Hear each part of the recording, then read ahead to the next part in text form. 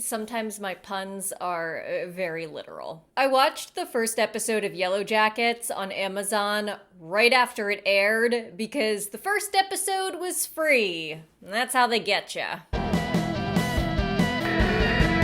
By the way, this video will contain spoilers for the entire first season of Yellowjackets, and it is a show that I do recommend watching, even if I do have a few criticisms, which I will share with you shortly. I also discussed some of the show's elements from the perspective of having seen it, so this video will probably make more sense if you've watched it too. If you haven't watched the show and are just barreling forward with this video anyway, the super quick summary is that the show has dual timelines. In the past, a group of teenage girls are in a plane crash in the wilderness, and they have to figure out how to survive while a bunch of weird things keep happening. Also, I'm kind of sick and congested right now, so if you can hear a bit of nasaliness in my voice, I'm sorry. The second timeline takes place in modern day. We learn that some of the girls were rescued after 19 months in the wilderness, and we get to see them 25 years later. But someone seems to be after them, and we also don't know who all got rescued or what the girls had to do to survive out there in the wilderness, but the implication is ritualistic cannibalism. After episode 1, I realized that this show was going to be very intense, so I decided to wait until after all the episodes had aired, and then I would get a free 1-week trial subscription to Showtime, binge watch the series, and then cancel the free trial subscription because I am cheap.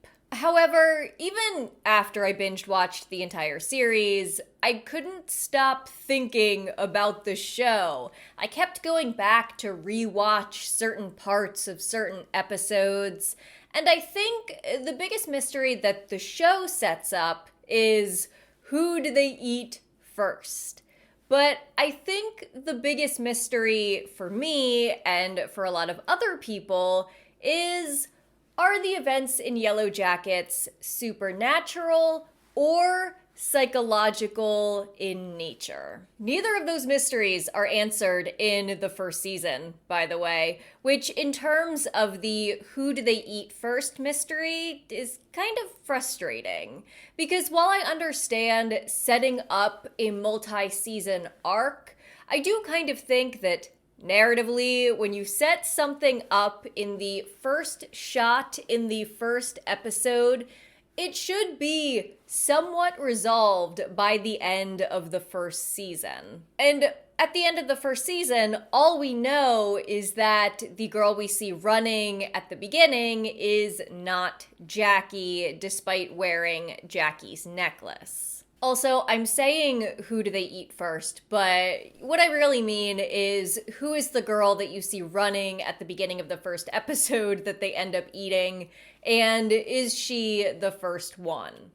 Probably not. If they wanted, they could have resolved it in a sense by showing Jackie give her necklace to one of the other girls during the doom coming, because maybe it matched better with her dress. It would be something in the same vein of them revealing that Lottie is probably the antler queen, the girl that we see at the center who seems to be leading the ritualistic cannibalism proceedings, by showing Lottie put on the headdress during the doom coming. Anyway, there is so much in this series that seems paranormal initially, but that does have a potentially psychological explanation. For example, Thaisa hallucinates a wolf on several occasions, but we later learn that she had a traumatic incident out in the wilderness where the girls were attacked by wolves, and one of them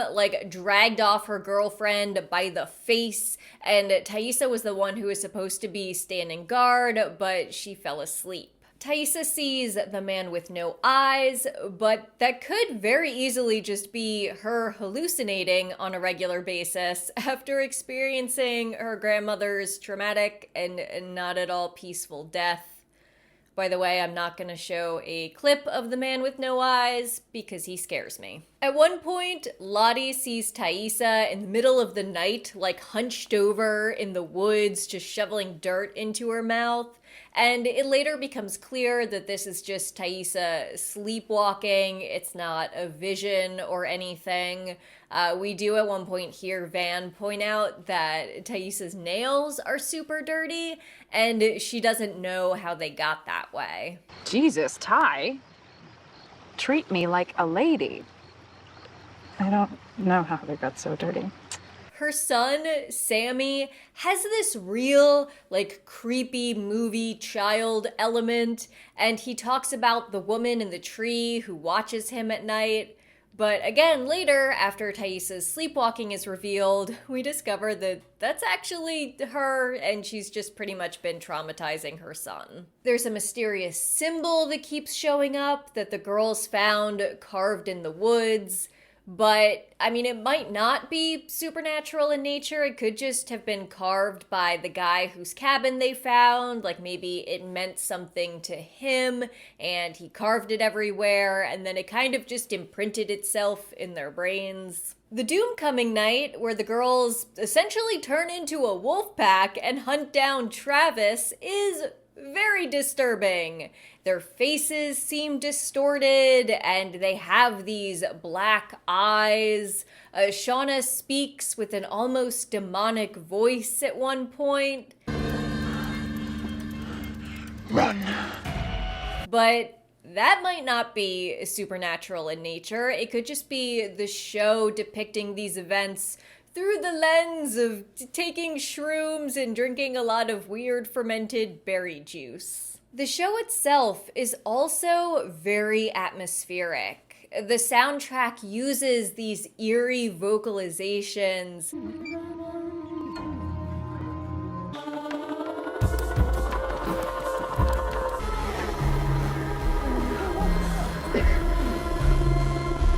that kind of make the audience feel like there's something happening just beyond the fringes of human perception. However, there are a few things that happen in this show that can't be simply explained by saying that the human brain is weird. There are a few things that happen that seem to indicate that there is something supernatural occurring.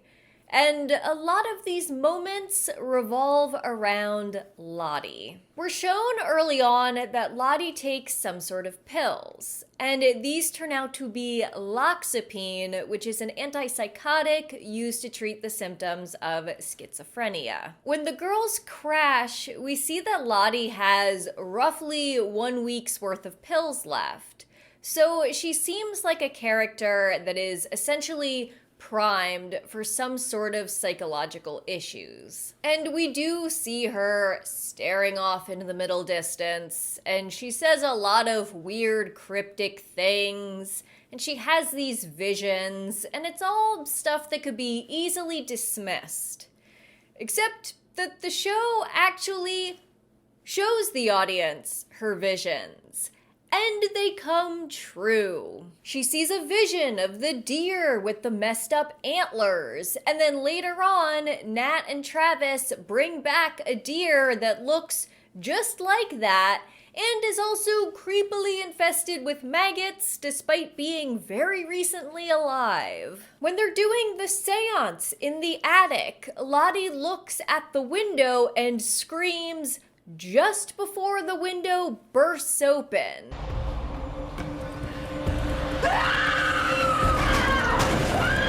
And it could be a coincidence, but it's not the only coincidence. Also, to address another part of that scene that's not necessarily evidence of the supernatural, when Lottie becomes possessed, she begins speaking in French. Is that French? Since when does Lottie speak French? Jackie, wasn't she in your class? Yeah, but she sucks at French. And they say that she took French class, but she wasn't very good at it. So it seems like maybe she's doing like a speaking in tongues kind of thing. But when you look at the translation of what she was saying in French, she was basically just saying, "It wants blood," which is not a very structurally complex sentence, and her brain could have easily just absorbed more French than anyone realized. Like, it's not like she was using past participle type of grammar. It was just very simple, and that part could easily be explained. So back to the supernatural stuff. When some of the girls, including Ty and Van, are about to leave the camp to try to go look for civilization, Lottie says that she had a vision of a river of blood and red smoke. And this vision presumably portends some type of danger. I had a dream last night. There was red smoke and a river of blood. And sure enough, the girls encounter a river that is running red. What did Lottie say was in her dream? A river of blood?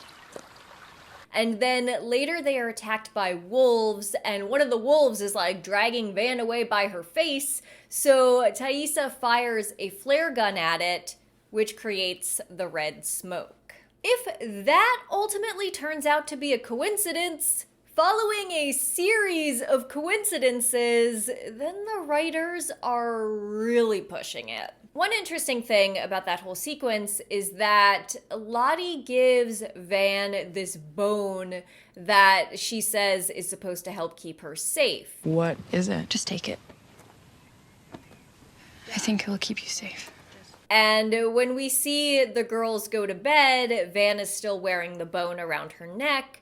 But when Thaisa wakes up in the tree after sleepwalking, when the girls are getting attacked by the wolves, we see that Thaisa now has the bone. So this means that Thaisa took the bone from Van while she was sleeping, and then something bad happened, and Van was attacked by wolves. This does still technically fall under coincidence territory, but when you have a lot of coincidences that keep piling up, it's either supposed to mean something or it's just bad writing. And then during the doom coming, Lottie says that they won't be hungry for long and that something's coming. And then the next day, a bear just ambles out of the woods. And this could easily be a coincidence because they live in the woods, and bears live in the woods, and it's not outside the realm of possibility that a bear would come to their camp. But then the pair lays down and just lets Lottie kill it. That's just a lot. It's hard to find a logical explanation for that. I mean, someone says maybe the bear was sick, but even still, I don't think that a sick bear would seek out a group of humans and just be like, I'm ready to die now. Put me out of my misery. Rawr. It also didn't look like a sick bear. It looked like a healthy CGI bear. They could have easily made a bear with mange and a missing eye, but they didn't. This is the bear that they showed us. Also, the audience gets a flashback that I find very unfair in how limited it is. So we see Lottie as a child, and her parents are driving, and they're stopped at a red light, and Lottie's in the back seat. And then when the light turns green, Lottie screams. So her parents turn and look at her rather than hitting the gas. And then a truck comes barreling through the intersection, and it clearly would have killed them if Lottie hadn't stopped them from driving. The only other part of the flashback that we see is Lottie eavesdropping on her parents as they argue. Why can't you accept the possibility that there are things in this world we don't understand? Our daughter didn't save us because she can't see the future. Lottie is sick and we are taking her to a psychiatrist. That's the end of it. Her mom seems to feel that Lottie might have some sort of ability and that she saved them. And the father thinks that she has some sort of mental illness and needs to see a psychiatrist. But the reason I find this flashback so unfair is because this was just one incident. And no parent would assume that their child was either psychic or mentally unwell after just one weird incident. So then I have to wonder, did she have a history of similar outbursts? And did those similar outbursts not result in anything? When we only see one flashback where Lottie seems to prevent a disaster, we can only assume that she has a 100% accuracy rate. But it makes me wonder if there were other incidents where she seemed to predict a disaster but was wrong and nothing happened. And we just don't get to see those. At this point, I'm just not sure what is intentional and what isn't. We only have one season of the show, so there's been very little payoff to the major story arcs. We just don't know yet how good the writers are at resolving the mysteries that they set up. Thaisa's son being all creepy was sort of resolved by revealing that a sleepwalking Thai was actually behind everything. But this also just brings up more questions. What was the bite mark on her hand? Is she actually sleepwalking or is it something else? What did she do in the past while sleepwalking that was so bad? And how was she able to behead a dog while sleepwalking? Another resolved question, Jeff was the blackmailer. He wasn't having an affair. He was just laundering money. Okay, that's interesting, but it's also pretty minor compared to all of the other unresolved questions that we have. How did the cannibalism start? Who gets eaten? Who gets rescued? How did they get rescued? What does the symbol mean? Who sent the postcards? Did Travis kill himself or was he murdered? If he was murdered, why? What did the girls really do out in the wilderness? Let's talk about the Adam plotline, Shauna's sudden younger boyfriend. It was definitely set up throughout the season to make us believe that he was scamming Shauna in some way. Like he showed up just so randomly and he kept reappearing in her life almost like he was stalking her. And we discover that he lied about going to Pratt for college. And when you Google him, absolutely nothing comes up. Like, what is that? Adam Martin, there must be millions. Where's his website? His Instagram, like no self-promotion, nothing? I mean, what are you saying? I'm saying that everything is on the internet. Except for your boyfriend. And then we discover that he wasn't the blackmailer after Shauna kills him. And when the TV announcer is discussing his disappearance, he refers to Adam as a local Hoboken artist. Authorities are asking for assistance in finding a Hoboken artist who's gone missing. Sheriff O'Connor says Adam Martin. But how? Because when you Google him, nothing comes up. Just because he wasn't the blackmailer doesn't mean that he wasn't suspicious. Are the writers just going to sweep this under the rug, or are they actually going to resolve the plot line that they set up? It's the same with Lottie and her visions. Are we going to see visions that Lottie believes in that don't come true? Indicating that maybe this is just a psychosis and the true visions were just a coincidence. The writers have set up these supernatural things. So if in the end they say that there was no supernatural element, that it was all psychological, will they wrap up these supernatural storylines in a way that feels satisfying? I think that walking the line between supernatural and psychological is fascinating. It makes for a really compelling story, but it's also a tightrope walk, and you have to be very intentional and very careful with the writing.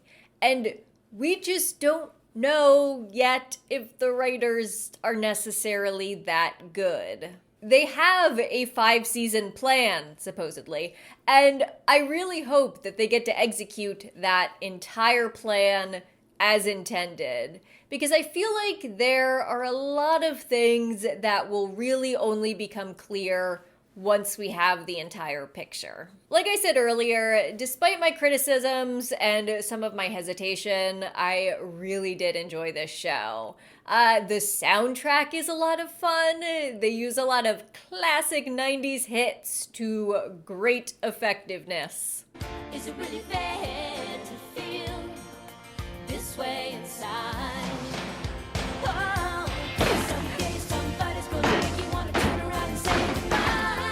The relationships between the girls and the development of the individual characters just feels very authentic. The casting is excellent, particularly Misty. And Christina Ricci as adult Misty is absolutely amazing.